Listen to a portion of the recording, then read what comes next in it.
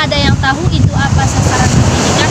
Nah, di sini Ibu akan menjelaskan mengenai sasaran pendidikan tersebut, yang mana keberhasilan suatu pendidikan itu diukur itu apakah setelah dalam pendidikan itu anak didik mempunyai tanggung jawab yang baik dalam bidang kemasyarakatan maupun kebangsaan, dan apakah anak didik tersebut memiliki budi pekerti yang baik, dan apakah anak didik tersebut mempunyai sifat yang soleh maupun soleha. Nah, inilah yang menjadi tantangan dalam dunia pendidikan yang hendak dijawab dalam dunia pendidikan tersebut. Nah, di sini adapun fenomena yang kita lihat pada masa sekarang ini dalam dunia pendidikan, yaitu banyaknya tawuran antar pelajar, penggunaan alat obat-obat terlarang seperti narkoba, narkotika, dan lain-lain sebagainya, serta adanya jual beli hasil ujian di sekolah. Dari fenomena tersebut itu sudah memperlihatkan kepada kita dan sudah mencerminkan bahwasanya sasaran pendidikan tersebut serta tingkat efektivitas anak didik itu masih kurang terselenggara atau masih diabaikan dalam dunia pendidikan. Nah, fenomena tersebut terjadi juga diakibatkan kesalahan dalam pendidikan itu. Mengapa hal demikian?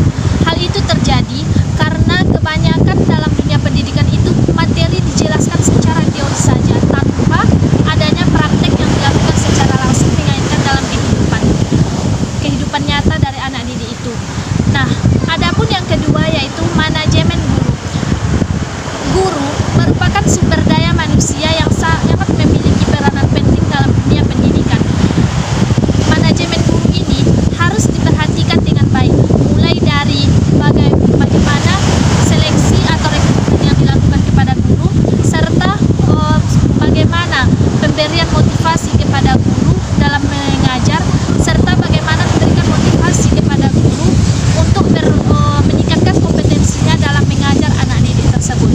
Nah, jadi di sini penting sekali memanajemen atau mengelola terkait dengan guru tersebut. Tetapi yang kita lihat banyak di media massa sekarang itu banyaknya gaji guru, persoalan gaji guru yang sangat rendah, yang tidak layak untuk memenuhi kebutuhan kehidupannya sehari-hari. Nah, dari sini sudah menggambarkan bahwa pengelolaan terhadap guru itu kurang. Seharusnya guru ini wajib untuk disejahterakan karena sasaran dan tujuan pendidikan tersebut akan terselenggara dengan baik apabila gaji guru serta guru dapat disejahterakan dengan. Nah, adapun yang ketiga yaitu peningkatan pengawasan. Di sini peningkatan pengawasan dalam dunia pendidikan. Pun yang keempat yaitu manajer pendidikan. Di sini manajer pendidikan menempati posisi yang sangat penting dalam dunia pendidikan. Mengapa demikian?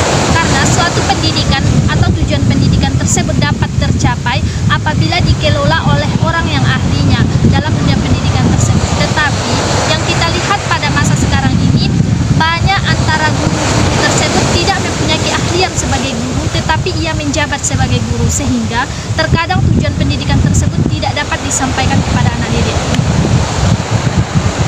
Adapun yang kelima yaitu partisipasi manajer bisnis.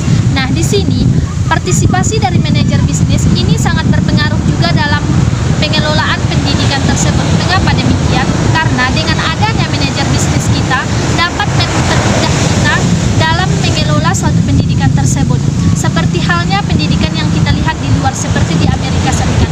Mereka memanfaatkan atau mencari manajer bisnis mereka dari luar untuk mereka sebagai ajang untuk perubahan bagi mereka, untuk membawa perubahan terhadap pengelolaan pendidikan yang ada di pendidikan mereka tersebut. Jadi peran manajer bisnis ini bisa kita manfaatkan dalam pengelolaan dunia pendidikan. Keenam yaitu aliansi antar sekolah. Nah, di sini aliansi antar sekolah ini juga sangat berpengaruh terhadap pengelolaan pendidikan tersebut. Mengapa demikian?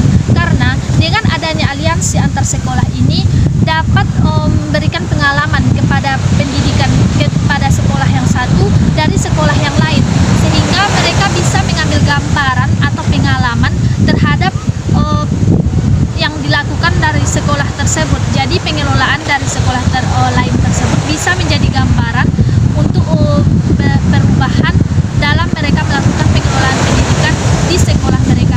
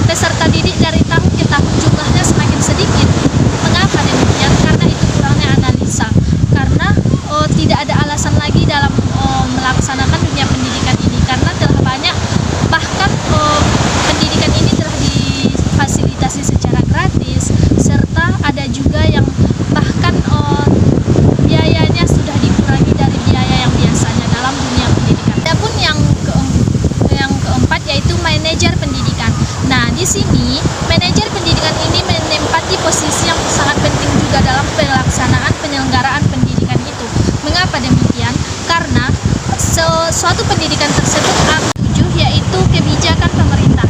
Nah, di sini kebijakan pemerintah juga memiliki peranan peran yang penting dalam pengelolaan suatu pendidikan tersebut, karena keberhasilan atau tercapainya tujuan pendidikan serta tercapainya pengelolaan pendidikan itu tergantung dari bagaimana kebijakan pemerintah dalam menanggapi hal tersebut. Adapun bagian poin B itu mengenai bentuk-bentuk inovasi manajemen lembaga pendidikan yang terdiri dari yang pertama keterlibatan peserta didik. Nah, di sini keterlibatan peserta didik juga menjadi masalah dalam dunia pendidikan. Mengapa demikian? Seperti halnya saja jika pembelajaran dilakukan terus-menerus di lokal biasa atau di kelas biasa, itu akan membuat jenuh, serta ada siswa yang secara sifatnya memiliki rasa malu jika bertanya secara langsung kepada guru, sehingga pembelajaran tidak efektif. Nah, di sini inovasi yang sebaiknya dilakukan yaitu dengan mengadakan pembelajaran yang bersifat webinar, jadi yang berbasis internet, sehingga tidak membuat anak didik tersebut menjadi bosan, sehingga mereka lebih leluasa dalam mendalami materi serta bisa bertanya secara leluasa kepada guru tersebut tanpa malu kepada temannya. Adapun inovasi yang dilakukan pada poin kedua yaitu komputasi awan, yang mana komputasi awan ini diartikan sebagai suatu pembelajaran yang dilakukan melalui teknologi yang berbasis internet. Jadi, di sini segala bentuk video, tutorial, praktek atau materi-materi bisa diakses melalui internet tersebut. Jadi, jadi anak peserta didik tersebut bisa menyimpan semua pembelajaran pada akses internet tersebut dan tidak tertinggal lagi materi-materi yang telah berlalu. Adapun yang ketiga yaitu pembelajaran berbasis permainan. Nah, di sini pembelajaran berbasis permainan ini sangat diperlukan dalam dunia pendidikan. Mengapa demikian? Karena dengan adanya pembelajaran yang berbasis permainan atau yang disebut dengan game based learning, ini mendorong siswa untuk tidak jenuh pada saat proses pembelajaran tersebut, sehingga pembelajaran itu bisa diselingi dengan adanya permainan atau game itu, sehingga pembelajaran tidak bersifat monoton. Adapun inovasi selanjutnya itu pembelajaran multimodal. Pembelajaran multimodal ini diartikan sebagai suatu bentuk pembelajaran yang mana di sini digunakan untuk mengartikan atau menerjemahkan kosakata asing seperti bahasa Jerman, Inggris, Amerika dan lain-lain sebagainya. Adapun selanjutnya yaitu inovasi yang dilakukan adalah pembelajaran jarak jauh. Nah, di sini dengan adanya pembelajaran jarak jauh memudahkan siswa, seperti adanya pembelajaran yang selanjutnya itu pembelajaran jarak jauh. Di sini itu pembelajaran jarak jauh juga memudahkan antara siswa dan guru pada saat proses pembelajaran apabila dibatasi dengan jarak yang jauh dengan adanya pembelajaran yang bersifat online.